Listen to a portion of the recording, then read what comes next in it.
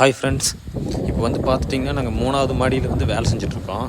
அந்த 3வது மாடியில் பார்த்திங்கன்னா பக்கத்துலேயே ஒரு செவ்வெளநி மரம் ஒன்று இருக்குது. அதில் வந்து ஒரு 2 இளநி வந்துருக்குது.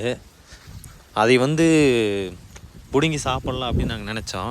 ஆனால் அந்த காட்டுக்கார கவர்னர் வந்து அந்த இளநியை பார்த்து வச்சுட்டு போயிருக்காரு. இந்த 2 இளநி இங்கேயே இருக்கணும், எங்காவது ஒரு இளநியை காணோம் அப்படின்னு சொல்லி நான் வந்து பார்த்தேன்னா இந்த பக்கம் யாருமே வேலை செய்ய முடியாது, உங்கள் இன்ஜினியரை கூப்பிட்டு இந்த பக்கம் வேலையவே நான் ஸ்டாப் பண்ணிடுவேன் அப்படின்னு வந்து காட்டுக்காரரு சொல்லிட்டு போயிருக்கிறாரு.